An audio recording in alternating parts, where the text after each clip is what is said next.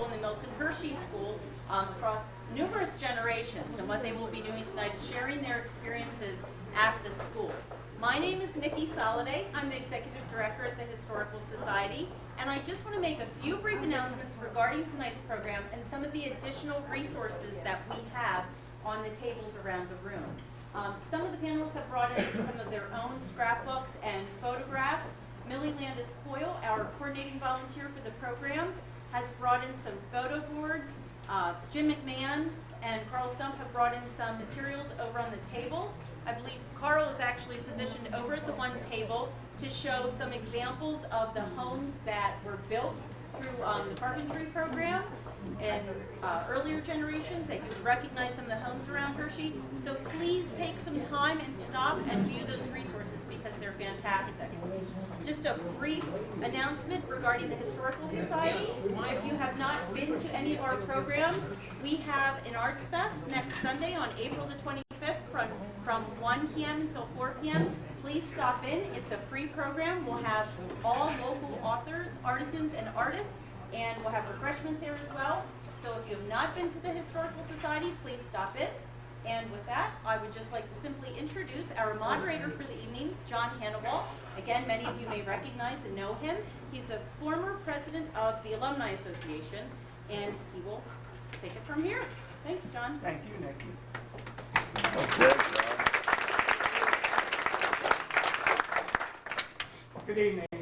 As Nikki said, my name is John Hannibal. I'm a 1970 graduate of Milton Hershey School, a very grateful alumni of Milton Hershey School, and very proud of the fact that I was what we call the lifer. I enrolled when I was 4 years old and graduated 13 years, 2 weeks, and a couple odd days later. Not that we counted, but we did. We have, I think, an excellent program tonight. We're going to try to have a lot of fun. We're going to try to engage the audience as well. So we're going to invite you, as we get into the program a little bit, we're going to invite you to ask questions. I apologize for having my back to some folks. I'm also very aware of the acoustics in this room. We do have 3 microphones. I'm going to ask the panelists to try to pass them amongst each other as they're going when we get into some of the questions. Very grateful that the Historical Society is hosting us tonight in recognition of the 100th anniversary of our alma mater. The panelists in front of you are going to be the stars tonight. I just want to set up a couple things. Millie called me in January, I think, and asked if we would do this, said that the Historical Society wanted to have this program, and I thought it was a great idea to recognize Mr. Hershey's legacy and to share some of the insights and recollections that our panelists have. So I started calling, I developed a name, talked with Millie about the folks, and I had maybe 35, 40 names that just instantly came off. We didn't want to ask panelists that were high-profile people, particularly the president of Milton Hershey School or the trust or folks like that. We wanted to ask folks that live in our community in a broad sense, that have followed Mr. Hershey's dream. And to me, Mr. Hershey's dream means he wanted his alumni to be able to support themselves, to be able to support their family, and to be able to give back to their community. Pretty simple, but pretty profound. And I think as you hear the panelists tonight, they're going to share some things that they have done. I've asked them not to be modest. I've asked them to share some of their things because I know only one person did I just meet tonight. Some of these folks I've known for 40 years. We're all brothers and sisters, and that's a neat thing about Mr. Hershey's legacy as well. So with that as kind of the background on how we got here, I'd like to thank Millie. I'd like to thank the Historical Society for hosting us. And I've got a bunch of questions to kind of keep the discussion going, but again, I'm going to welcome you folks to ask as we get rolling. But what I'd like to start with is an introduction of each of the panelists. I'd like them to introduce themselves. They don't know any of the questions that are coming. They were just asked to bring their fun and informative selves. And I'd like them to take 3 or 5 minutes, starting with our oldest alumni, and talk a little bit about how they arrived at Milton Hershey School, what they've done in their lifetime, and any other kinds of thoughts along those lines. You'll see that Harold Good is the class of 1936. Carolina Harvey down here is the class of 1993. We have over 80 years represented of Mr. Hershey's 100 years. So I think it's going to be a fun evening. With that, the stars of the evening are in front of us.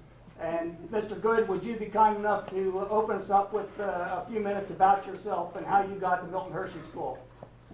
Thank you, John. I'll try to tell you what happened. I was born in a farm in eastern Lancaster County, 1 mile east of Lancaster City, a little town called Intercourse. Our farm was about 1 mile out of town. I lived there with my mother, father, grandparents, and my older sister and a younger brother. We had the typical farmhouse, no central heat, no central water, and no electricity. When I was 11 and a half years old, in August of 1929, my father was taken ill and died. But by that time, he had trained me in a good bit of the farm work. I did a lot of work on the farm before that, most all chores except plowing the field, because the plow was a lot heavier than I was, and I couldn't handle it. But I was a milker. We had 6 cows. We had 3 horses. I could harness a horse. I remember one time he put me on a spring wagon loaded with shelled corn that he had loaded with it to drive a horse to Intercourse to a feed mill where they have a food ground. You know, they corn ground food for the cattle. My mother protested about him sending this little boy up there. He calmed her down and said, "Don't worry, the horse knows where he's going. I'm just sending him along to tell the how what the food ground. The horse can't talk." But as I said, we went to a 1-room country school the same way. No heat. Well, we had heat. We had no light, no electricity, I should say, no running water. But about 30-some kids there. A lot of them were the Amish sect, and we lived right in among them. I had a lot of dealings with the Amish, but never learned to speak the Pennsylvania Dutch. As I said, my father died in August, and there we were stuck with this farm. Barn was hanging full of tobacco. The neighbors all chipped in and stripped all our tobacco for us. As I was telling one of our alumni friends about this one time, he said, "Oh yes, anyone would do anything for $1. It happened to be that these were the Amish. If we would have offered them or asked them how much we owed them, that would have been the end of them. They would have never come back and touched the thing again. They were there to help you." So we got through that part. As far as the milking the cows and the feeding of the stock, my mother and I took care of that for the whole winter. Sometime during the winter, you asked how I came to Milton Hershey School. My uncle, my mother's sister's husband, was the vice president of a bank in Lancaster, the Lancaster Trust Company. And he had known Milton Hershey for so many years, I guess. He also was well related to him. Of course, my mother was a second cousin of his too. My grandmother was the first cousin of his. But my uncle, of course, knew about the school. During winter, he convinced my mother that my brother and I should be brought up here, so we came up to visit one day. We visited with Mr. Copenhagen in his office. While we were in there, he called us in. His office was then in the Homestead building. He called for a boy from a classroom to show us around the buildings. I sent one over. His name Brown. Some people may know him. He was in my class. But he showed us all around the place. We went back home, continued on until about the 1st of April. We had sale of a farm. My mother then rented a house in town. As I said, I graduated from the 6th grade in the country school early in April. When I got to the town, Viola, they were still having school, so I had to go to school again. So I got through the 6th grade again. And so happened that on the 15th of May of that year, we got notice from Hershey Industrial School to report to be inducted. Milton Hershey School or Hershey Industrial School had 10 months of school a year. So we had 6th grade classes going on. I was in 6th grade again. 3 times I had to get out of 6th grade. But as it turned out, when I went in the classroom, there in the class was sitting Stanley Brown, the guy that showed us around. As I said, we were brought into the school in 1930 at Oakley Farm 38 on East Dairy Road. This was the first one of the expansion of the farm program. As far as I know, the only farms open before were Growmore, Meadowbrook, Homestead, and Brookside. If you're not familiar with them, Growmore was located where the Hershey Medical Center is built now. Brookside was on the corner of Coke Avenue and 322. My wife's antique barn is still there. Homestead was across the road from the old Hershey's homestead. It's been torn down. I think the school hospital was built there. And Meadowbrook was just torn down a couple years ago to make room for more expansion. But in 1930, 38 opened. 39, which was Applehurst, was up across the railroad tracks from 38. 35, which is in the Hershey Outlets complex now. I believe the barn is the home for this historical society now. And 36, which was later named Rosemont, was open. These were the farms opened in that summer. From then on, every year there was a couple more farm homes opened up. As I said, I went to school then in 8th or 7th grade at the Patty B. Memorial Building. But by that time, the school had expanded so great that there wasn't room for everybody. But the community building was partly finished, so they found classrooms on the 2nd floor of the community building along Coke Avenue, above the library. We went to 8th grade there. They moved 6th, 7th, and 8th grade in there. 9th grade students from Hershey Industrial School all went to the public school. 9th, 10th, 11th, and 12th. So the next year I went to the public school. Then I was for 9th grade. At the end of the year we made our decisions. We went to study vocational or academic work. I chose plumbing and sheet metal shop. We went to the shop. Lo and behold, in that shop is Stanley Brown again. And at the end of that year, my freshman year, I was transferred from Farm 38 to 36. When I get up to Farm 36, there's Stanley Brown again. And we were in the same class and lived there then for 3 years till we graduated. We had a lot of experiences in that time. I'm going to take more than 5 minutes, so I believe, if I want to tell all of it. Some of you may know Mario Marotti, better known as Joe.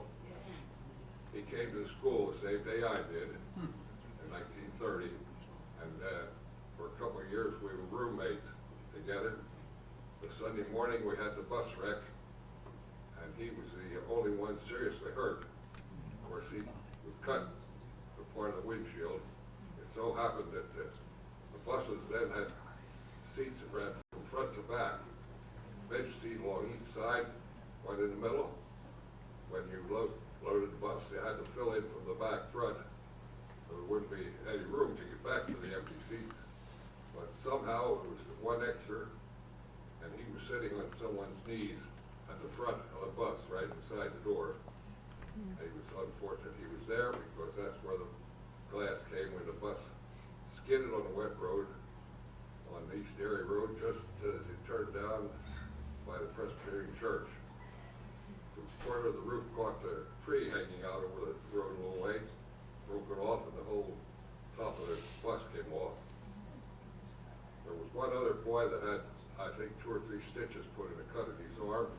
All the others were just iodine and Band-Aids that got cut with any flying glass. But Mario was, I called him Mario because that was the name when he came. He later became Joe.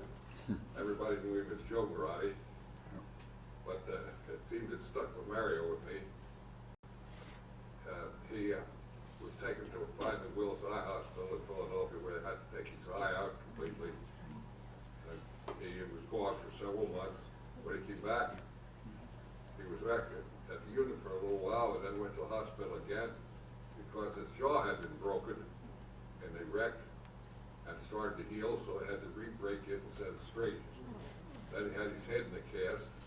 They took 2 teeth out of the front so I could drink and eat with a straw. Then it took him another couple months to recover from that, but we did have an experience that we had in the same room, beds beside each other. We were each in bed one year at Christmas Day with sore throats. We had a lot of experiences that way. What year did Joe graduate? Graduate, he should have graduated in the class of 34, but because of the wreck, he lost a whole year of school, so he graduated in the class of 35. And I should say that a year before that, in the summertime, during vacation, he was given a job in town as a mail boy for the estates. He carried the mail from the post office to the bank, to the lumber company, to the factory. Each one he carried back and forth. 2 other odds and end jobs he would run errands for. They gave him each day 50 cents to buy his lunch. I think after he died, I think St. Joan of Arc got a couple truckloads of $half, but I believe his first one was still living. All right, good. Well, thanks very much, Mr. Good. We're going to come back to some of the things you talked about and what you've done in your career, but what I'd like to do is get through the rest of the panel to talk about how you arrived at Milton Hershey School and what your family circumstances were. So if you'll pass the microphone right to Paul right next to you, and we'll just keep going down the line. Paul Bushman, 43, originally from Gettysburg. And my brother and I, we came over. My parents were dead. My grandfather was 80 years old. He was trying to raise us. Incidentally, he owned the farm where they built a new visitor center just recently. And then we were going to go to the veterans, Scotland. And then the gentleman over in Scotland got us into Milton Hershey School. And we came at 36. And I went right to the unit. My brother went to Maine. And it's just the best thing that happened. And then I took electricity up in the trade school, Tom Pratt. And it's nothing. I worked at Hershey Foods for 42 years as an electrician when I came out of service in World War II. But the greatest thing I left in March of 43, went to the Marines. 5 of us went to the Marines from Hershey Industrial. And the greatest thing in the world is, you see, you always run into Hershey Industrial boys, no matter where you're at. And incidentally, I was in the 5th Marine Division. I landed on Eagle, and wouldn't you know, there was three other boys from my shop. 2 of them were in class with me, and one was from 1942, Red Whitmer. And we were lucky enough, Mr. Mathias lets us have a plumber. There was 5 of us there, and we all came back safe, thank God. Boy, we thank God. Just that, and the homes we built here at Hershey, in 41 and 42, the 2 I worked on, across from the old police barracks. Remember the old police barracks, anybody know? Well, those homes, we built one, Hershey High would build one. And in the senior year, we didn't build any.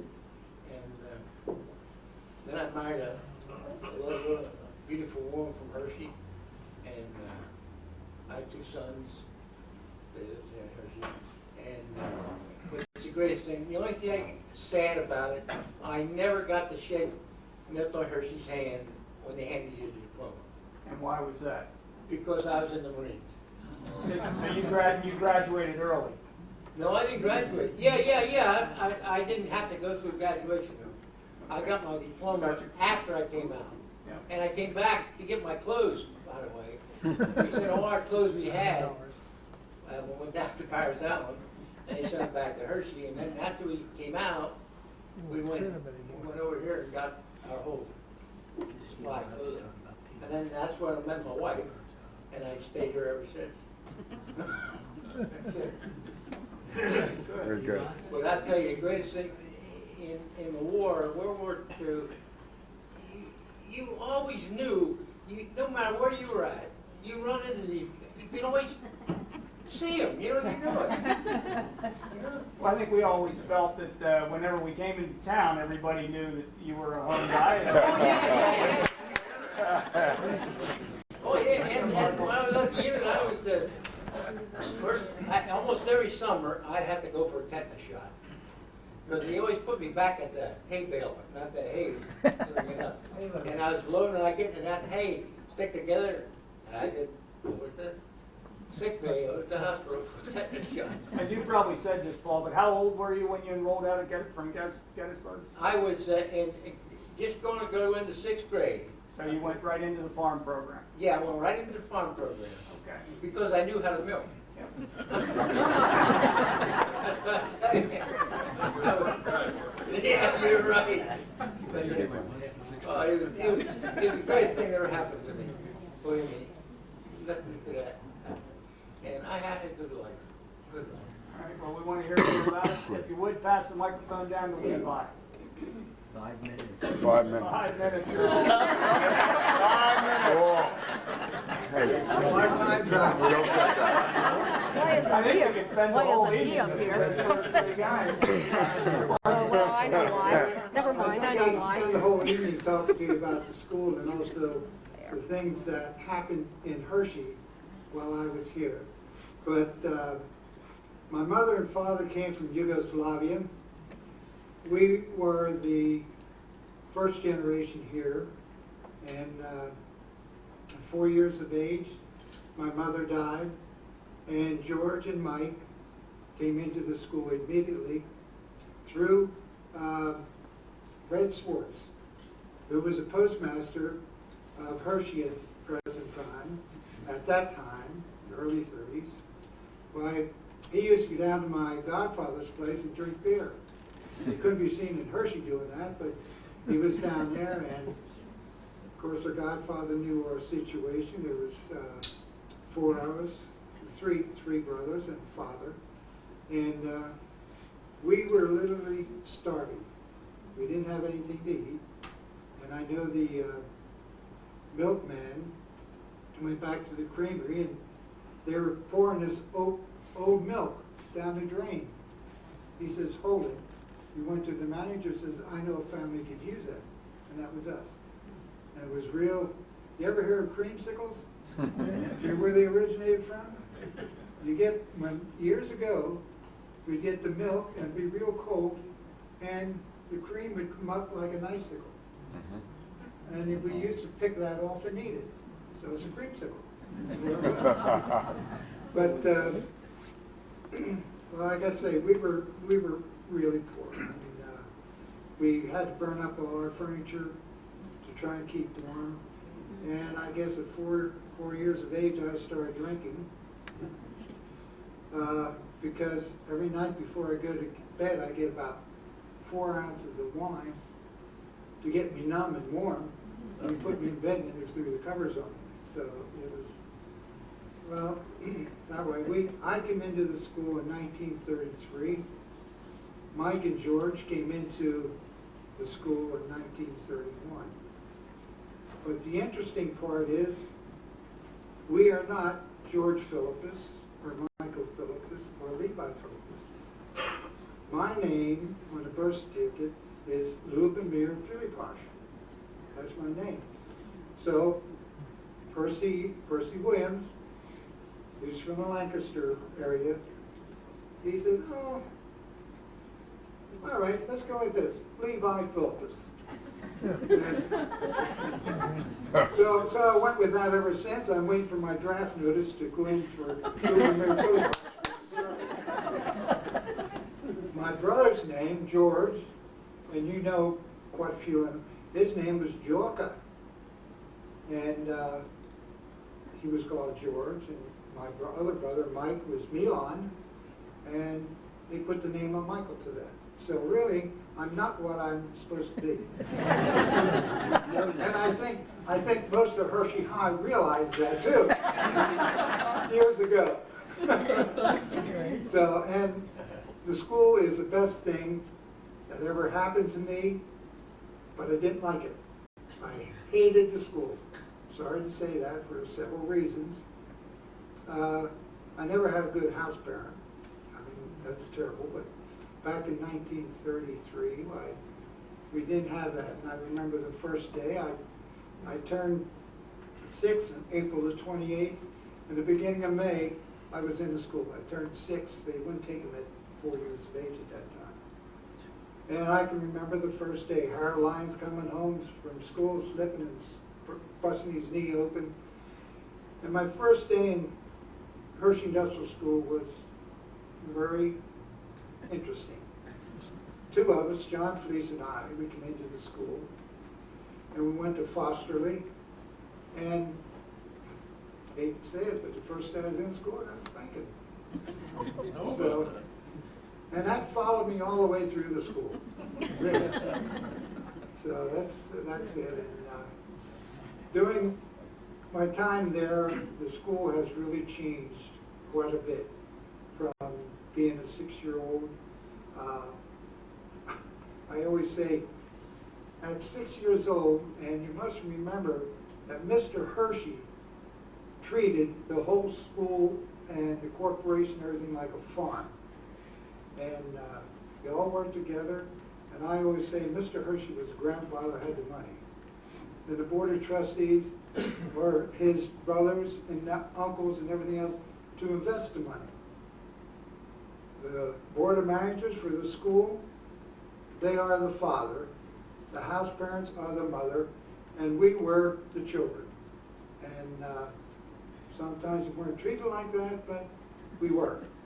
You always have to be disciplined. Another time that I remember, we're up at Buena Vista, which they tore down. We were 17 of us were out playing baseball, and this car pulled up and said, "Want to go for a ride, boys?" It was Mr. Hershey. So 17 of us packed into this car, and we came down to Herb's Corner. Brought us down to Herb's Corner and took us back up, and I was one of Stamen's Rangers. He came out and said, "Where were you boys?" I said, "We went for a ride with Mr. Hershey." He said, "Oh, okay." His tone really changed. I had a few experiences with Mr. Hershey. I know at a basketball game one time I gave up my seat for him. And other interesting things happened during the war.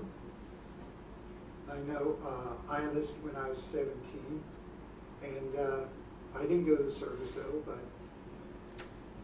in January, I think there was about 5 fellows that were drafted, and I think you know just about all of them. It was Jim Moore, Dutch Huber, Don Hess, and Johnny Reinman went down to junior college at that time.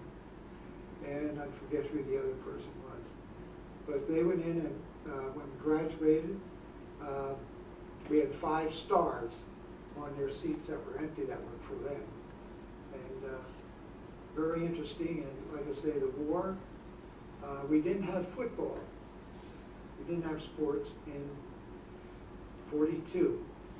And we had intramural sports at Ralph Orr worked up this program, intramural sports. It was boxing and wrestling at the school.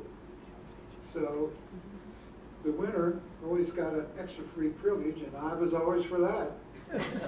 Always for that. And then the guys that were champions, the boxers went to the Golden Glove in Harrisburg, and they came out, Jackie Long and the Carson twins, and they were very good and they did well. So, and I did well because I got extra privileges. I didn't care about anything else. I wanted to get in town. So maybe that's why they hated me so much. No, not really. So Mr. Hershey's philosophy was, take a poor boy, bring him into school, give him a home, and teach him the thing of farming, and always give him an education.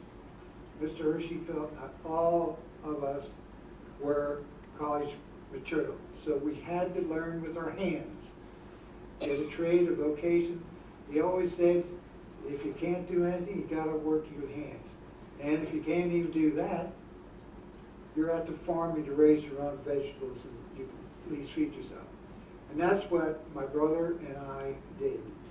I think we followed Mr. Hershey's philosophy all the way through.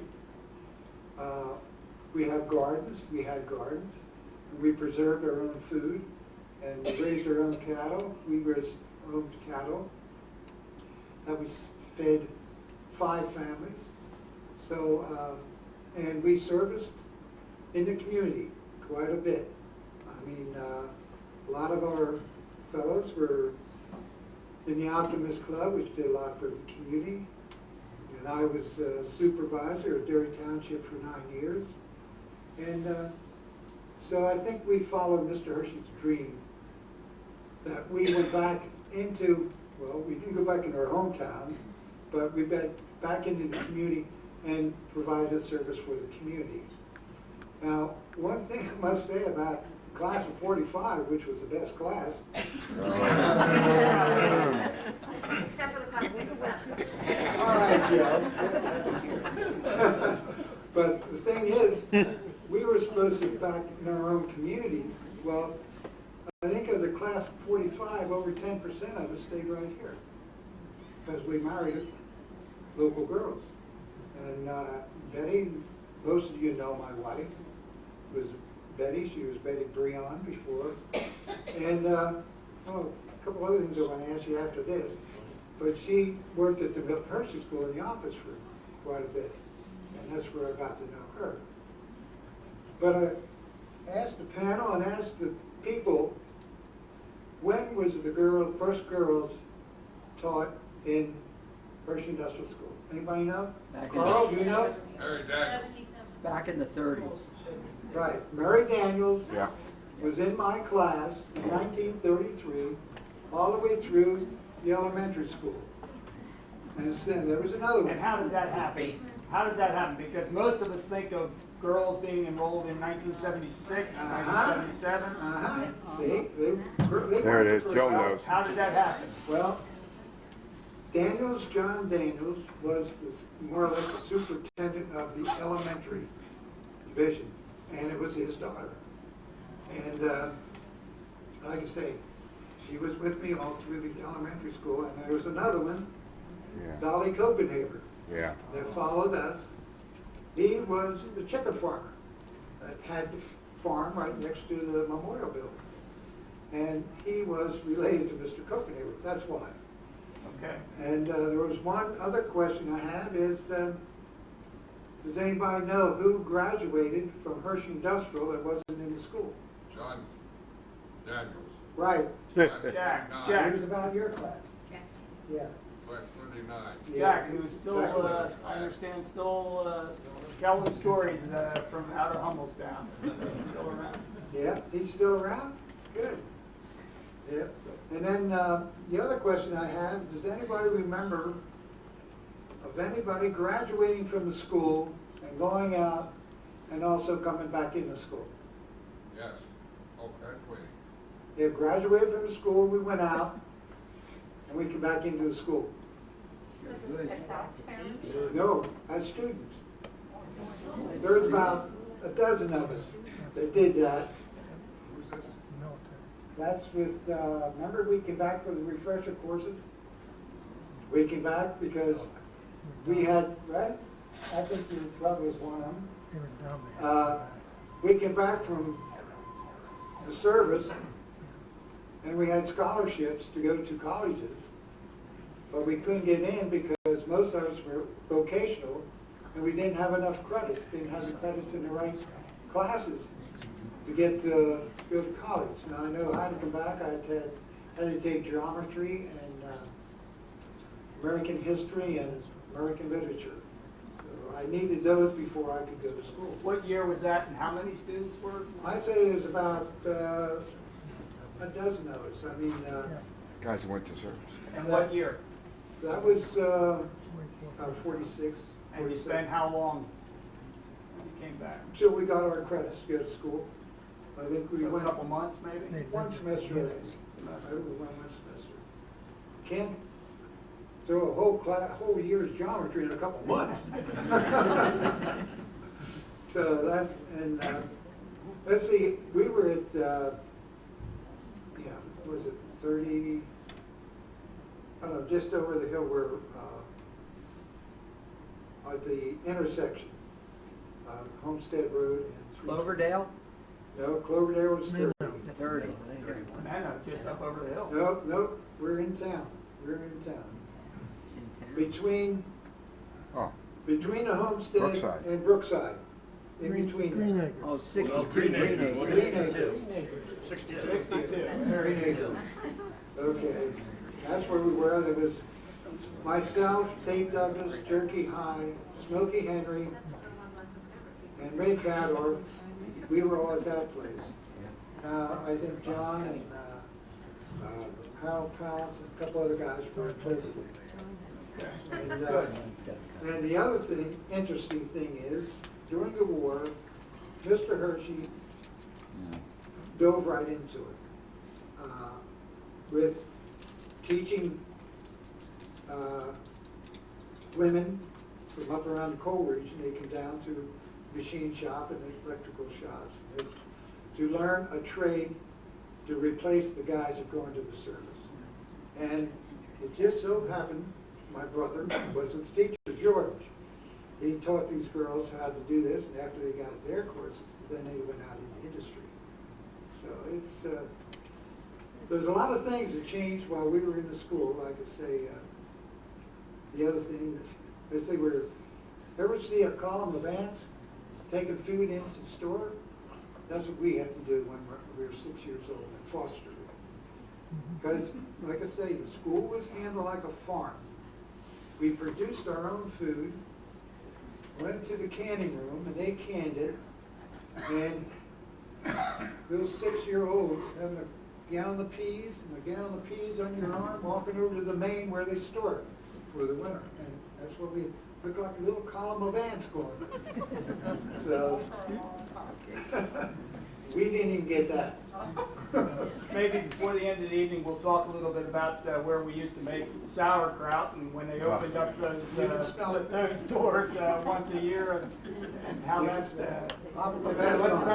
can keep that microphone. We've got another one over here. Like I say, I can call all evening on the things that happened in Hershey, the changes in Hershey. We want to talk about some of those and some of the buildings that aren't here anymore, but let's continue with the introductions. Okay, I'm Joe McDonald. I came to the school in August of 1947, along with 3 of my brothers. And I can still recall Dr. Hershey meeting Dad and my brothers and myself at the train station. And I don't know what it was about the 5 of us, but for the first 2 years that Dad would come up and visit us, Dr. Hershey always met Dad at the train station and took him up to the taxi stand, which is right on the corner of right across the street here, right below Finici's was the taxi stand at the time. You know who that is? Phil Freddy. Yeah. Yeah. He's a homeboy, Phil Freddy. Phil Friday, he what, he ran the taxi? Yeah. Yeah. Yeah. But anyway, you talked about coming to school a day or two after your birthday. My younger brother came to school on his birthday. Oh, that's good. And I often think about him. At the time he turned 7, and I often wondered, he never commented about it, but as I got older I looked back and I thought, geez, I wonder how he felt leaving Dad and coming to the school. The other thing I've thought about is, I don't know if I would be as strong as my father was to make the decision to put the 4 of us into the Hershey Industrial School at the time. He must have loved us dearly because he knew he could not take care of us, and he knew that this would be a home and that we would be well taken care of. And we were some of the more fortunate homeboys at the time because Dad never missed a month coming up to visit us and to take us out. And I look back and we lost Mom in 1945 to childbirth, and I can remember like it happened last night, and I never will forget it. But I often wonder, how did Dad get the strength to make that decision? And I thank him for it, because if we couldn't have Mom and Dad together, I certainly wouldn't be sitting here today because of Mr. Hershey, what he provided for me, and what he gave me, and what he helped to mold me into. I feel very fortunate that I am a homeboy. And as has been said over and over again, these are all my brothers and sisters, and they always will be. There's a couple here in the back, Joe and Jerry, and who I graduated with. You take them as your brother. I'm sorry? You take them as your brother. I would stand by them no matter what. They are my brothers. And anyway, they came from the best graduating class. Yeah. You'll see by the end of the night. When I first came to school, I did have a very difficult time adjusting. I cried a lot. I was 9 years old. And I had a 5th grade teacher by the name of Miss Bean, who was the kindest, gentlest grandmother teacher you could ever ask for. She would spend time after school trying to help me and trying to console me and trying to help me to adjust to the Hershey Industrial School. And I owe a great deal to her. And I can remember at one point during that first year, we lived at Habana, which is I guess it's now the admissions office of the school. But I decided one day I was going to run away. And we came from Philadelphia, and Dad had told us that Philadelphia was that way. So I walked out the house, and I'll never forget, I'd gone up and I told Miss Spitt, who was the second help at the farm, at the department, we call them departments then, and I said, I'm going to run away. She said, okay, do you want me to pack you a sandwich?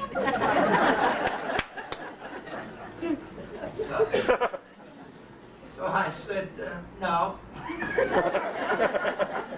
So I went down, I changed into my play shoes, doodly, but you don't go outside in your sneakers. I changed into my play shoes, and I went up and I said, I'm leaving now. She says, okay. And I start down 322.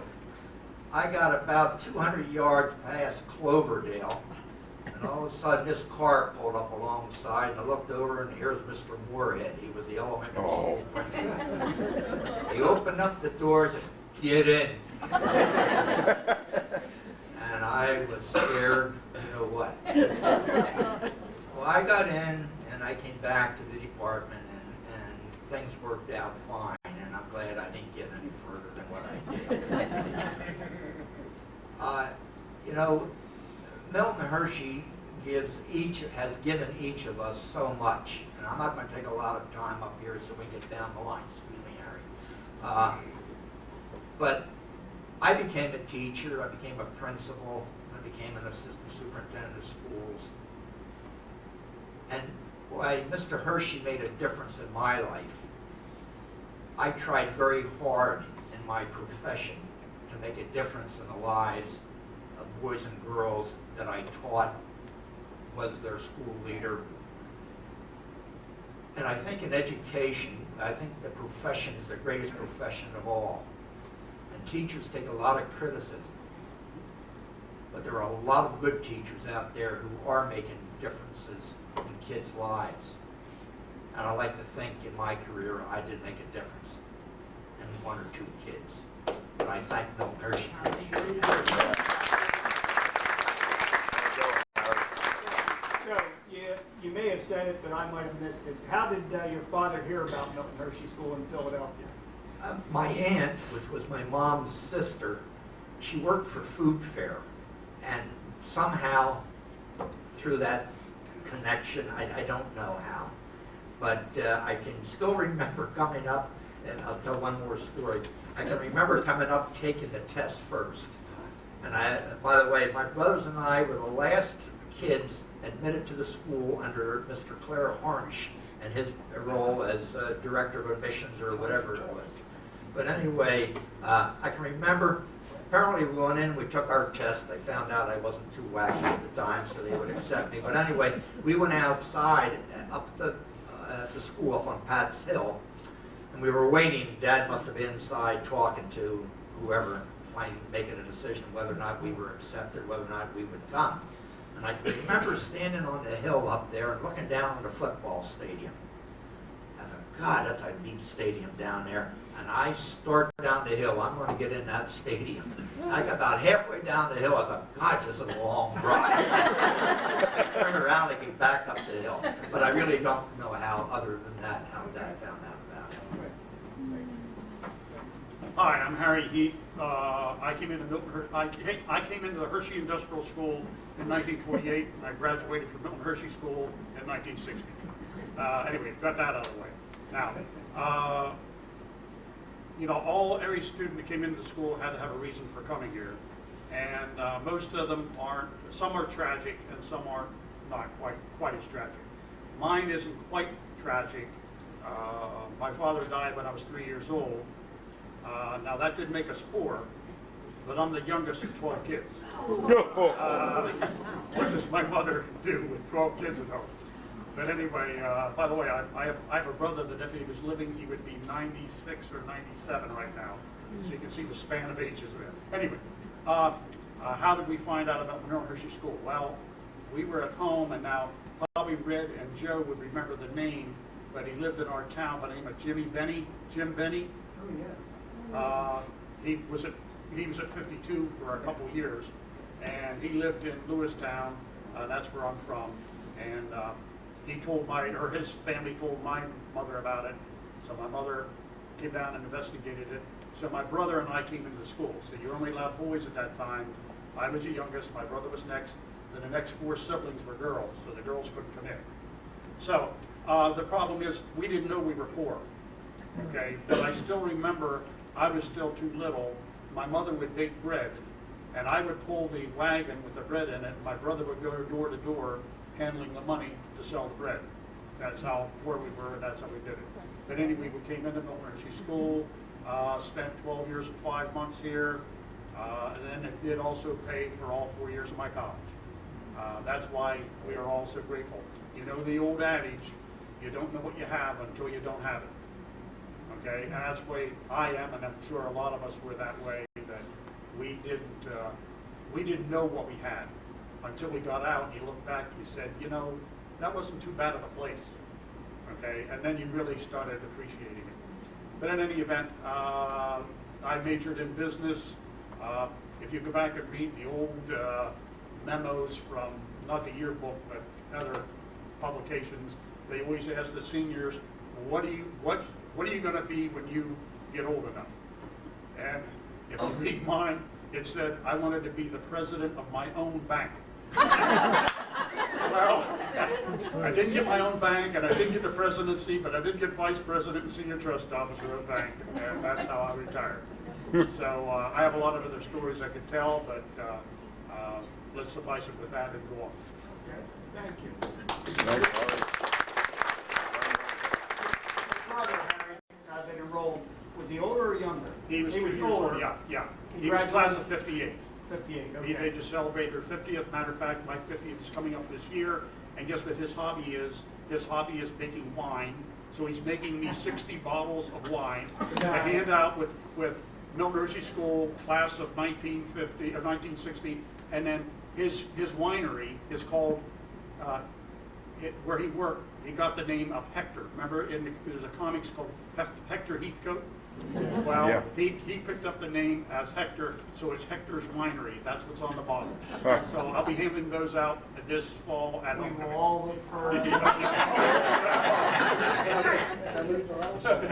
Only 60, sorry. Well, this is a tough group. I'm John Whitehead, the great class of 1971. I really respect this guy. I didn't know you were past president. I thought you were still president, John Hannibal. Why, and I was talking to my brother Jerry here, why they picked me to be up here with these guys, I have no idea. Levi mentioned about being in trouble. I think there's people here, Mr. Stump, Mr. Larry Best back there, Jerry Long, anybody that, I saw John Horner earlier. If ever there was anybody that was in trouble, I don't think anybody was in more than I was. In Wait Milton Hershey. till we get to me. But I was joking with Mr. Stump because my dear friend Charlie Shell and his wife Nancy, who worked up at the school I was talking to, and I actually got him to assume the position over Mr. Stump. Didn't want to embarrass you there, Mr. Stump. I still remember.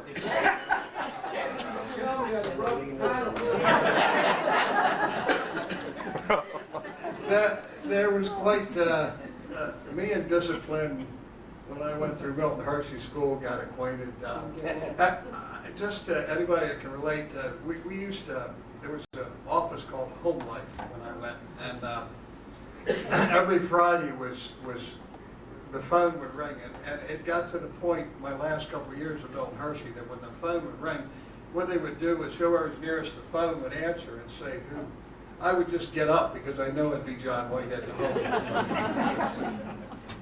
Anyway, I went in 1964. My father died, I was real young, I don't remember, maybe 4 or 5. And we moved back to, my mother was from Philadelphia. So, and the way that we found out about the school was my brother who graduated with John, we both went in together, he was 1970. Apparently they did what I'm helping the school do, or try to now, in these promotion at Milton Hershey School. They go out, they do it at, and I've been to some, and you should go sometime, like restaurants, and they promote the school and invite people in a restaurant and give they have people representatives. And make a long story short, Opportunity fairs. Opportunity fair. Admissions office. Yeah, it's great for getting it out in the community, because I travel now in my job for 20 years. We're in the quarry business, rock quarries, and I travel actually from Williamsport State College, all the whole northern tier, basically from New Jersey to Altoona, and so I got a whole list of these.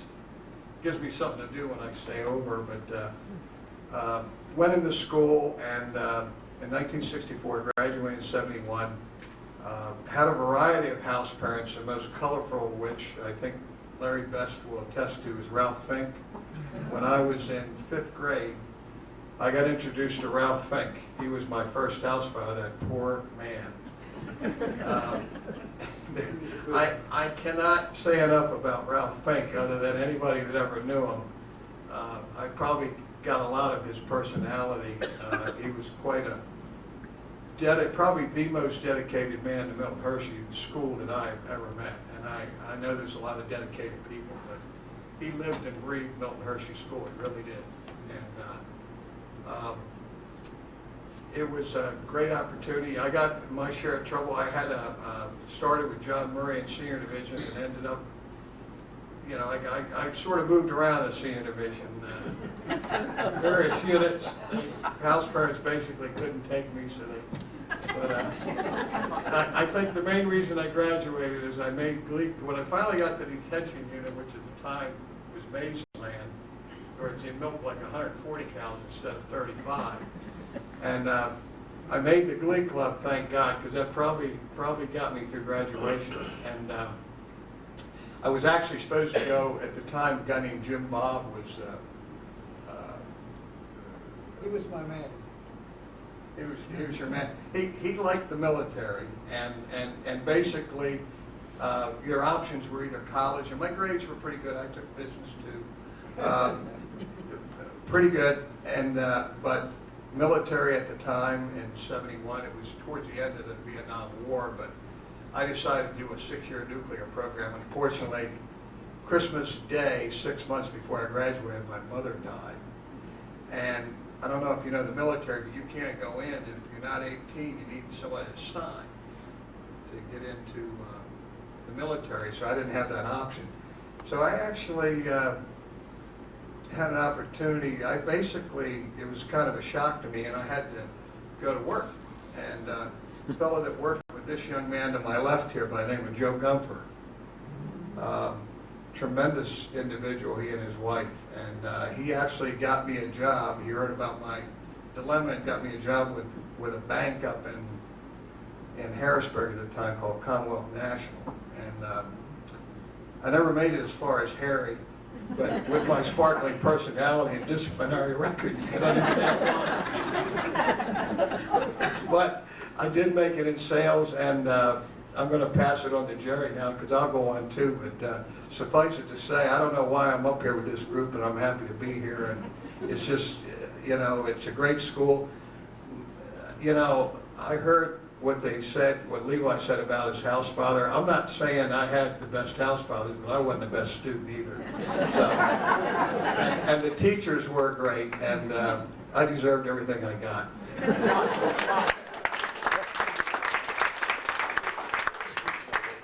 Before you pass that on, you mentioned Ralph Fink. I think probably a number of people here know and remember Ralph.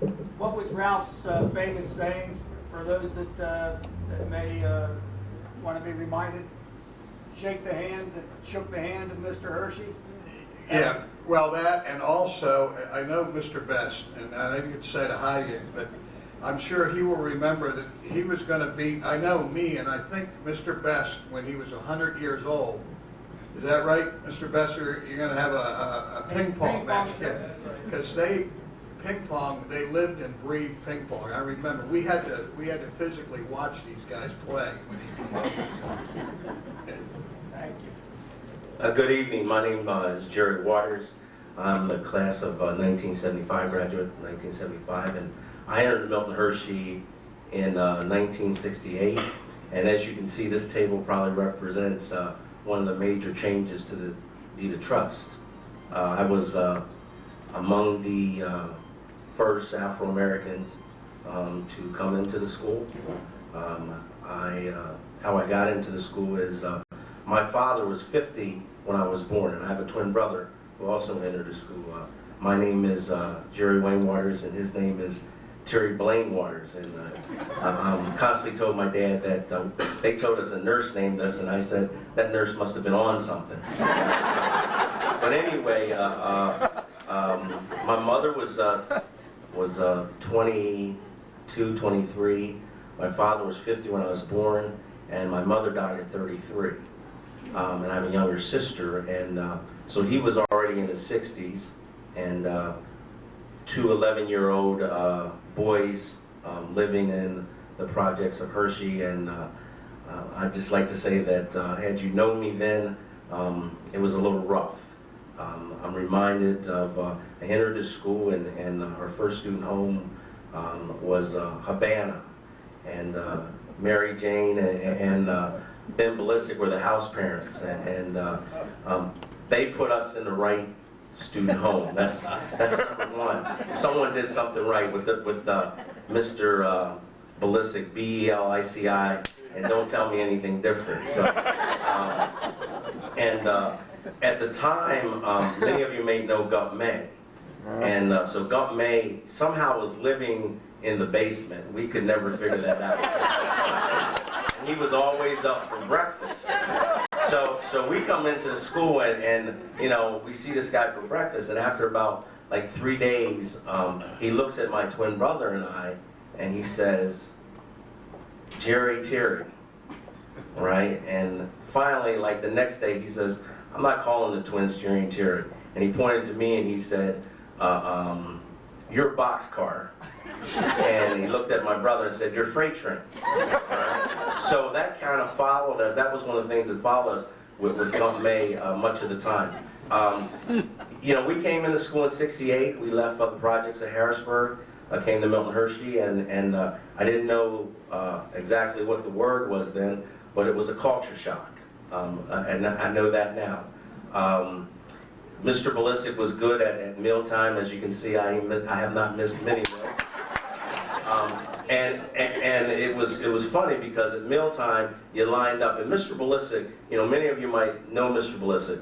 He was a guidance counselor, but he was a coach and teacher, and his wife was the most precious person that I've ever been around. But you'd have to line up and you'd go through the line, and all he would say would be small, medium, or large, right? So you know, and then we're in an intermediate division. So you get up and he say small, medium, large, and that's how he would dish your plate up, right? And the rule in his home was, if you take it, you have to eat it, okay? So, but it was funny because, you know, after you go, wow, and as the new kids would come in, you would see them make the same mistake that everyone made. You come in the line and go, small, medium, or large? Large, you're a medium, right? Small, medium, or large, you're a medium, right? Right? And then sometimes you continue to say large, and he put large on your plate, and he said, you're going to eat that, you know? So it's just a lesson learned early that, you know, take only what you need, right? And leave the rest for someone else. I just want to say that there were some individuals when we first came into school, individuals here that lived in Hershey. Was 68. The community, I don't know, was the community and surrounding community, I don't know, was quite ready for the changes that maybe Milton Hershey School itself brought in by bringing Afro-Americans into the school. And there were some rough times, both in the school with some of the students as well as in the community. What I do want to leave you with is there were also some individuals who made a huge difference in making us a part, when I say us, the Afro-American students, a part of the school and a part of the community. And some of the names that I jotted down that some of the Milton Hershey boys and girls may remember is, of course, Mary Jane and Ben Belicic, Mr. Don Whitman, who I had the opportunity to see over at the wrestling, and his daughter graduated the same year as I did, and knew him very well, and his wife came up, still remembered my name. I thought that was pretty impressive. Another individual that John mentioned, Larry Bess, huge difference in Afro-American kids. I don't think there's one kid that he didn't touch as far as Afro-American kids and making us feel a part. I thank you for that, Mr. Bess, as well. Wally Conway, who you may know who's a teacher, made a heck of a difference in what I am today. And the last individual, not least, and also a Milton Hershey graduate, my wrestling coach when I was at Milton Hershey, Carl Rhodes, saved my brother's really life, and him an opportunity to graduate from Milton Hershey. My brother had some issues that I didn't have. I was only in the school 7 years, only in 2 student homes. Proud to say that I was in Havana with Mr. Belicic, ended up being the student home president of that student home, and then moved to a 27A, Meadowbrook, and was in Meadowbrook and graduated as the president of that student home. So also extremely proud that got an opportunity to serve my alumni association as the first Afro-American president for 2 years. And Milton Hershey, for me, gave me a work ethic second to none. There's nothing that I don't think that if I put my mind to, that I cannot do. And it's served me well. I've been awfully successful. I'm pretty successful in some endeavors. And I thank Milton Hershey for giving me that. Both working on the farm, when you work on the farm, it's just a different way of life and understanding that. Also, John mentioned earlier, Milton Hershey just had three things for his boys and girls. You know, be able to support yourself, be able to support your family, and community. And I think when I look at that I've been able to take that away from Milton Hershey, spend some time mentoring quite a bit of young men and women in various ventures. When I graduated from Milton Hershey, I went out and immediately started mentoring some young boys in the community that I graduated from while I was going to college. So pretty proud of Milton Hershey and glad to be a part of this great group here. Thank you.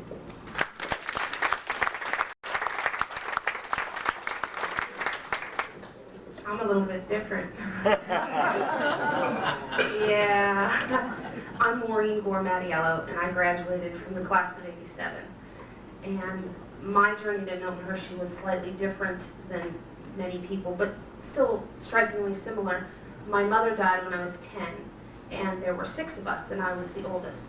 There were 6 of us in 8 years, so my parents took Irish and Catholic very, very seriously. And my dad would not have won Father of the Year. We'll just leave it at that. And we were taken away, and we were split up, and we were put into various foster homes. And I did not adapt well to foster care. I know anybody that knows me is not really shocked by that. But I ran through or away from every foster home I was ever in. And then they were getting to a point where, oh, where are we going to put this girl? She's really, you know, causing some trouble here. I wasn't a bad kid, and I wasn't drinking and smoking and things, but the mouth got me in a lot of trouble. And my brothers had been adopted at this point by a lovely couple, and my sisters had gone to live with an aunt, and my reputation had apparently preceded me. So, Milton Hershey, let's send her to Milton Hershey. So, Cambria County, I was from Johnstown, and the Cambria County Children and Youth Service, I don't know how they found out about Milton Hershey School. I still don't know, but I was one of the few foster children who actually were in Milton Hershey School. And I remember them telling me, we found the best place. There's horses, and it's, you know, farm, and it's perfect. And I'm from Johnstown. We're floods and steel. Oh, there's a whole farm and horses. So I came out here, and I remember, you know, I came in my first day here was in August of '84. I was 15. I was actually one of the older kids to come in. And I immediately said goodbye to my caseworker. I was done with her. And went to Founders Hall, and then they said, okay, to Cloverdale. So I went to Cloverdale, the old Cloverdale. And they sent me to the barn. And I'm excited because I'm going to see horses. Horses! Even I knew those were not horses. I grew up in Johnstown, and I could tell you still, but even I knew those weren't horses. And then they said to me, you have to touch them. And you have to milk them? You want me to do what? I'm still thinking there's horses. And I have to, and then you have to, you have to scrape the stuff that comes out of them? Oh, this was just, then I thought, wait a minute. This is a terrible situation when foster homes all of a sudden look better than being in the barn. So I called my caseworker and I said, please, I promise, I'll do whatever, get me out of here. But they didn't. And for that, I am eternally grateful that nobody listened to me. And the other thing for me was, when I came to Milton Hershey, I stayed at Milton Hershey. A lot of the kids in my generation had parents that would take them out visiting, or I spend my holidays here, Christmas Day, milking the horses. I mean, it was, my life was Milton Hershey School. But the great thing about it for me was when I got to Milton Hershey, when I had been in Johnstown and I was a foster child, I was kind of different. There weren't a lot of us. But when I came to Milton Hershey School, it leveled the playing field. All my counterparts came from at least similar circumstances, had lost a parent, had come from tragedy and trauma, and I felt like I belonged for the first time in a very, very long time. And I didn't have maybe the house parenting experience that many had, but I think a lot of them tried to be kind to me and good to me, and I didn't want anybody to be terribly kind to me. I was 15. I have a 16-year-old daughter now. Wow. Oh, wow. Every house mother ever had, I have to go up and apologize now and say, I'm so sorry. And so I graduated from Milton Hershey School, and I went back to Johnstown and made plenty of mistakes. But in the long run, I married and had 2 children, and then got rid of him, got rid of that husband, and didn't, as many Milton Hershey graduates understand, we don't always get it right the first time, so I got it right the second time, and I had another child, so I have 3 children, and I live not far from Carlisle, and I work for the Department of Defense, the Navy Depot. I'm a program manager there, which is kind of funny because I was going to be a doctor, and I'm not. I'm not. And let me see what else. Oh, teachers. Oh, Mr. Kriebel, Mr. Cook, John Cook, Ken Cook, Mr. Hollick, Mr. Ruth. They were adults who showed an interest in me, and they made me feel like I mattered to somebody. And when you don't feel like you matter for a very long time, and then somebody teaches you that, it's such a liberating, empowering thing. And the biggest thing that I took away from Milton Hershey School are the same things all my brothers have reiterated: is community, supporting my family. Sadly, my husband was involved in a car accident a few years ago and was disabled. So I'm the primary breadwinner in our family. And I owe Milton Hershey School the work ethic. I don't like to get up for work at 5 o'clock in the morning, but somebody has to do it. So I've tried to introduce my children. My children have to give back as well, because they are blessed with a life that I wasn't blessed with, that I expect great things of them. So that's me.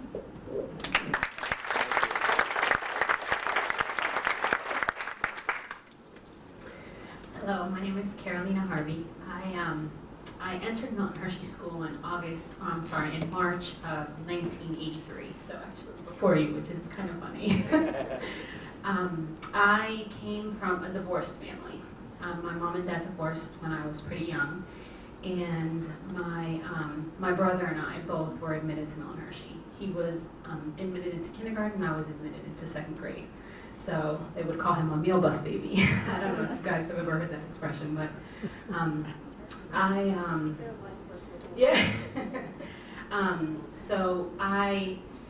when I came to Milton Hershey School, my first house parents were Wendell and Betty Ann Mortensen, and I'm a girl, and there's only 2 of us on the panel, so you might see some emotion, so I apologize. Because Milton Hershey is an amazing place for me. So I feel thankful that I was blessed with such amazing house parents in my first home. They're actually a really big part of my life still. They're like grandparents to my children. They call them Mama and Pop, which is really cool. Yes. So, and I'm actually really close with my middle school division house parents still in the Latinos, who are still in Milton Hershey School. Yes, they are lovely people, I agree. And my senior division experience was very different. I was actually moved to a different home, but I felt very blessed that I had such a neat experience from my younger years that helped me carry through until I graduated from Milton Hershey School.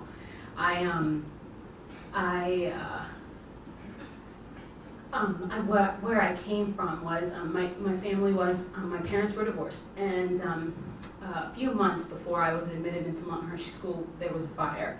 Our neighbor left the pot on the stove and burned down their house as well as ours. I'm from New York City and lived in Queens at the time. And we ended up living at the Red Cross. We lost everything.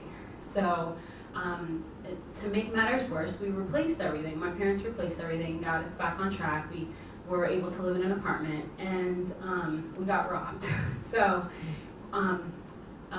once my parents separated, my mom was definitely struggling, 2 jobs, single parent, and having 2 little kids. So she heard about Milton Hershey from a friend of hers who had children here at the school.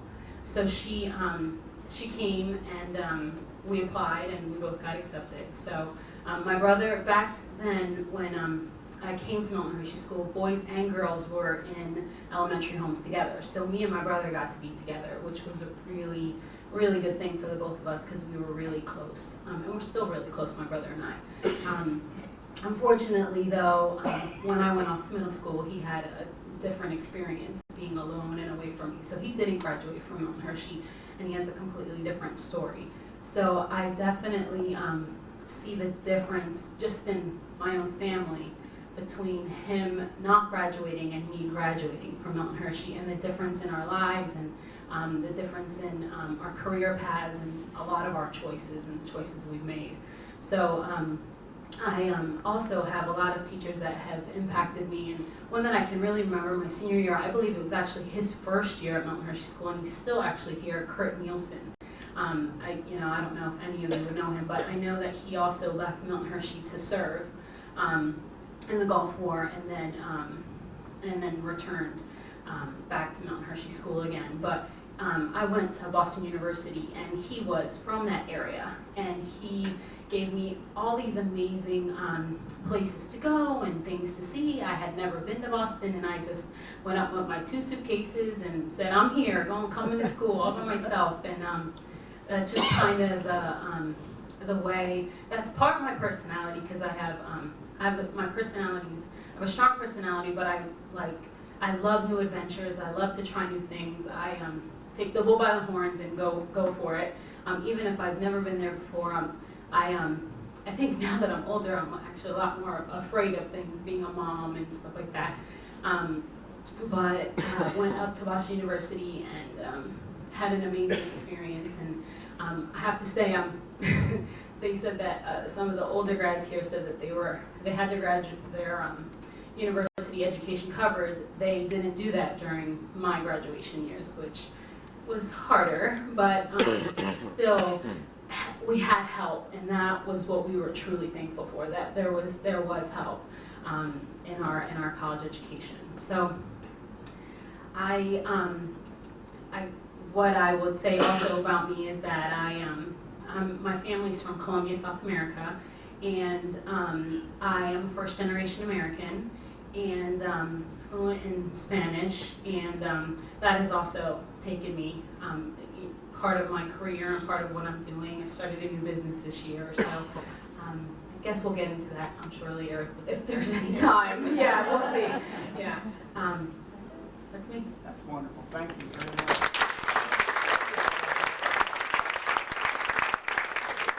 There is so much good material that we could follow up on.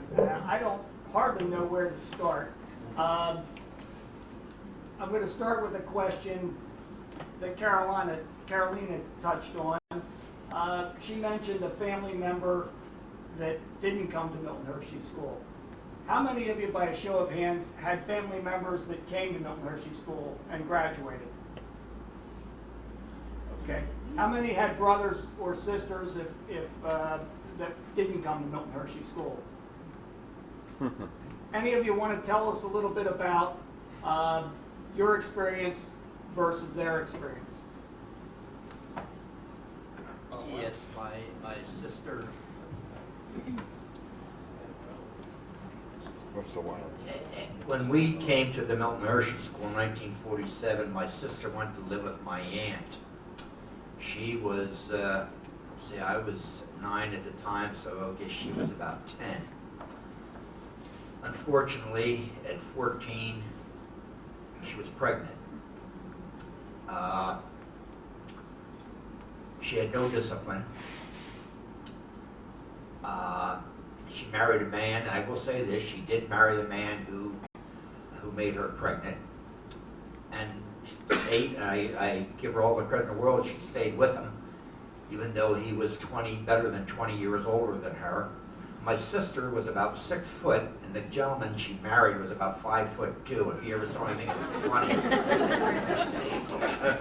And I'll never forget, they came to visit us at the home one day. I was so embarrassed. Here she comes, towering over this old man. But anyway, she didn't stay with him.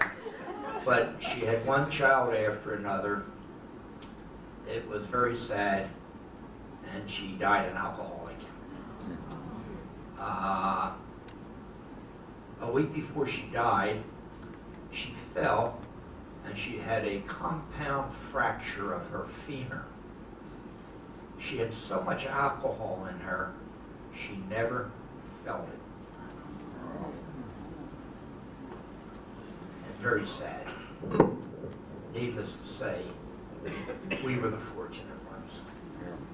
Thank you. John, I have a sister, and her experience and our experience is a little different. I was, as I said, my mother passed. My father was 50 when I was born, and it was my mother was his second wife.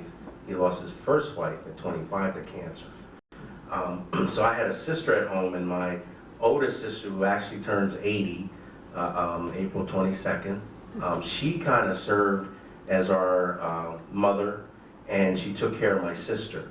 And she was a very strong woman, came to get us, my twin brother and I, all the time. And I'm reminded right out here at the corner, it must have been between 9th grade and 10th grade. She's actually the person who said, am I wearing deodorant?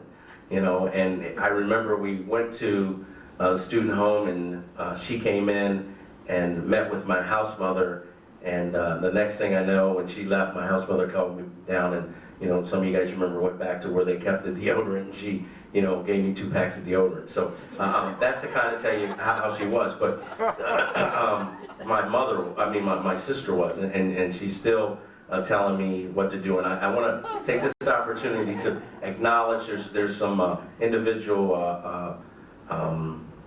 my brothers in the back, my Masonic brothers, who decided to come out and see what one of their Masonic brothers were doing tonight. So I thank you for coming.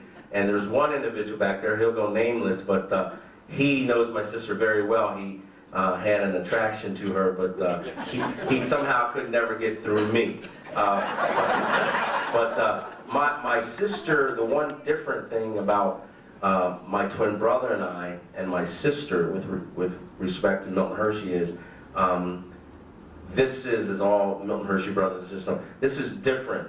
We came to high school, and her high school experience with who she interacted with in high school and who she graduated with is much different. And she used to always enjoy coming to homecoming with me, and that's the difference that I see. She has children and has done quite well, or does quite well. She's a teacher herself, but it's still, you can see the difference. And my twin brother, who has some issues with Milton Hershey, has since matured and understands that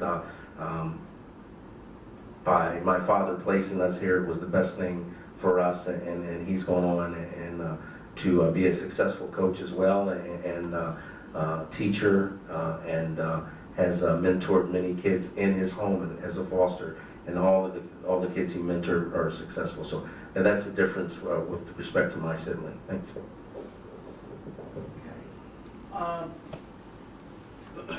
This is a historical society meeting, so let's talk a little bit about the history of our town, which I think we all would agree is a very unique town.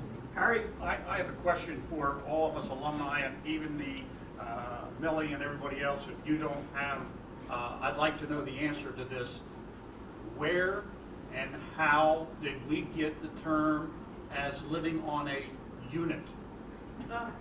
What is a unit?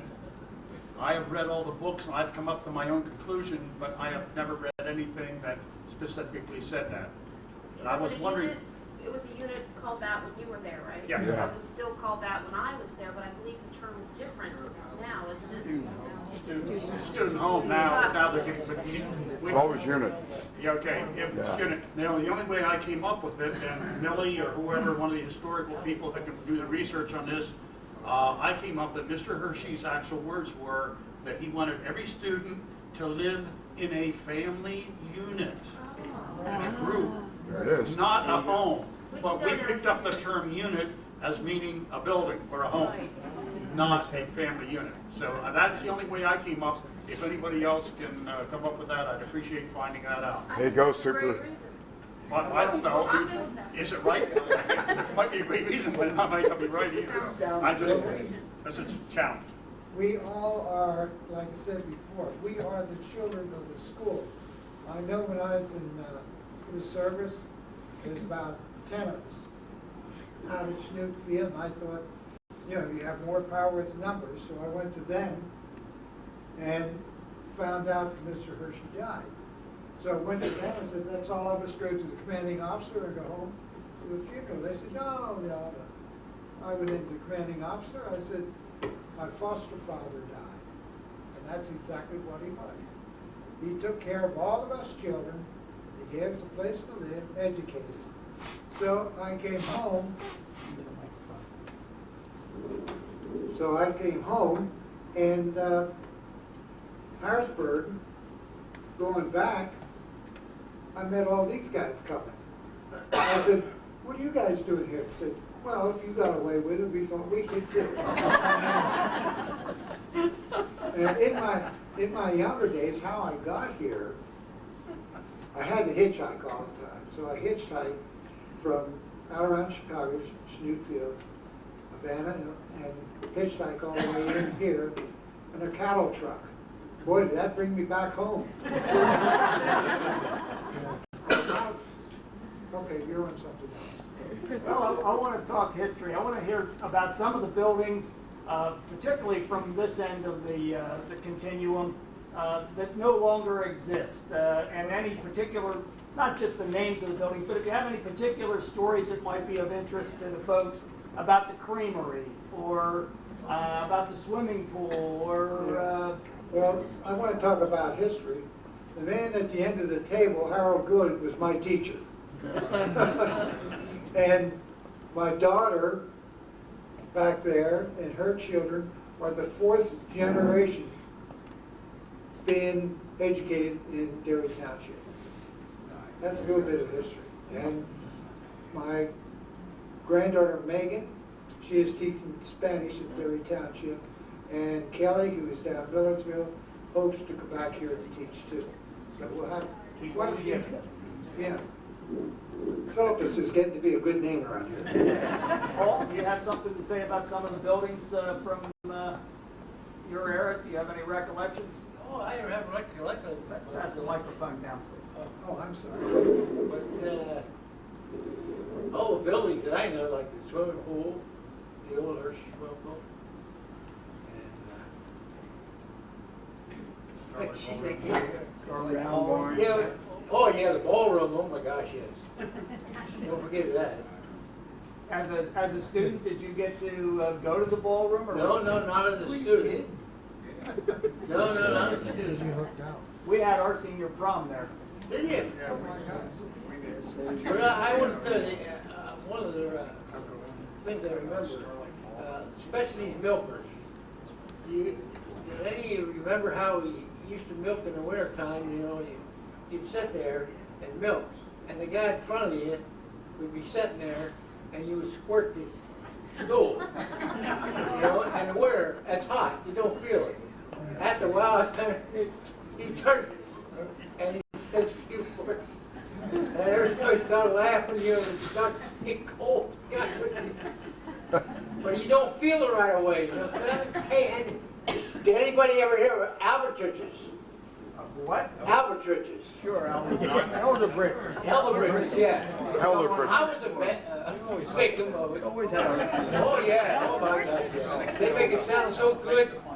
I think there's some information over there on elder bridges. Still out in the field. Hold the bag. Hold the bag. Stop. Mr. Good.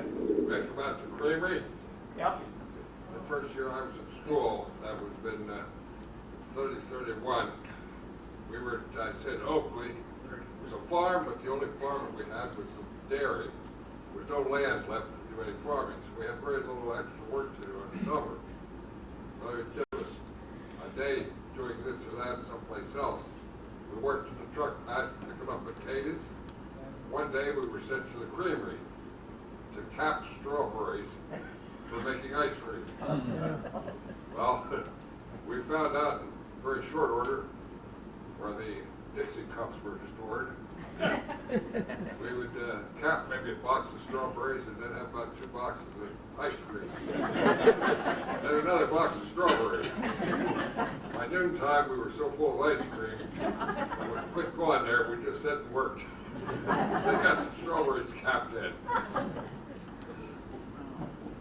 A couple of stories with Mr. Hershey. Please.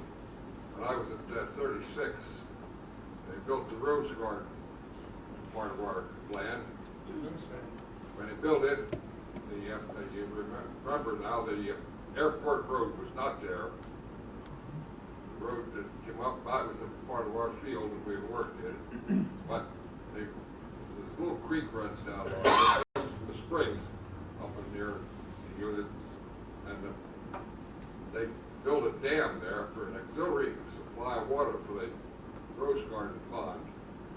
Well, one evening, he and his chauffeur were out there while they were working, and the leaking boot statue in the pond at the Rose Garden was leaking water. The supply was supposed to come from a water line up there, which the valve was shut off. So they drove down to the dam. The pump was shut off. They drove back and forth about 2 or 3 times. Last time he was down there, he was standing there looking at the thing. The chauffeur scratched his head and pushed his hat back. Now, how in the hell does that damn water run uphill? Of course, we saw this car moving back and forth. We were soon out near it, far enough to hear about it. Yeah, that's sad. Also, the policy in the early years was that when school closed in the summer, the church service closed. Then the community building opened, and we had service in the theater at the community building. The last summer, Mr. Copenhagen was making the announcements, and went into the stage at the auditorium in the community building. He was talking about this is the last service now for the summer. Mr. Hershey was in the audience at the other side of the auditorium in the first row. He gets up, just a minute, George, and starts up the steps. So I think we ought to have service every Sunday. From then on, Hershey Industrial School had church service every Sunday year round. Not only when school was in. Still a paramount part of the program today. Chapel every Sunday. That's about the only thing in the schedule that doesn't move. It's at 9 o'clock every Sunday. John, if I may, I have a story about Cloverdale. It was my first student home. It was not my last student home, but I ended up graduating out of Brookside. But about 2 summers ago, my husband and my children and I, we were helping a fellow graduate, Mary McDonough. She's from the class of '88. She incidentally was my very first roommate. And we've been friends now for 26 years, and my children call her Aunt Mary, so she's my sister. And so we were helping Mary move into Cloverdale, and it was such a surreal experience that my children are running around Cloverdale, where I was a student, and I showed my youngest son the bedroom that I slept in, and he was looking around, he looked at the bed, and he went, "Mom, that bed's really little. How did you sleep in that?"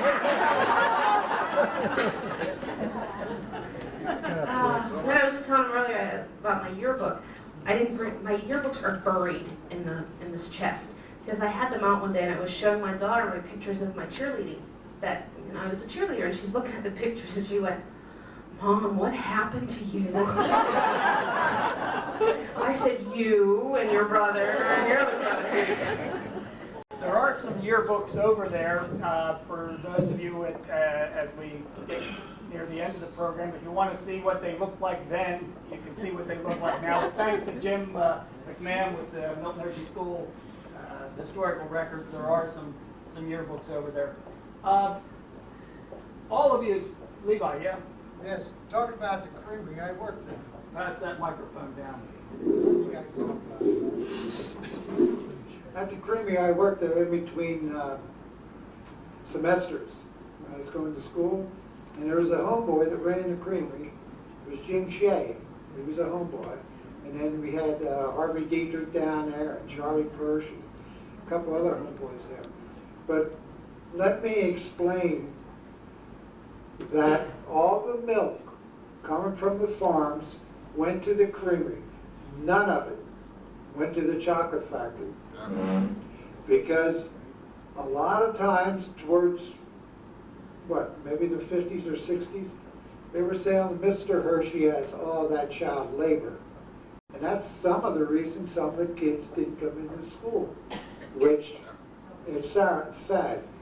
But none of everything goes right back to the students. They pasteurize it, homogenize it, make ice cream and cheese and butter.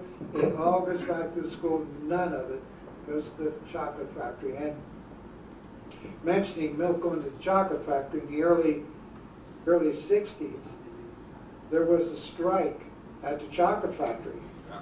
And the real problem was... Not in the 60s, was there? No, I'm sorry, it was 30s, early 30s. Early 30s, there was a strike in the early 70s. Well, it was 63 and it was 36. I got the numbers twisted. So My man's dyslexic too, so the farmers had a hard time getting rid of the milk. So the farmers went in, and with Betty's grandfather was a trolley conductor, which there's some pictures back here about that.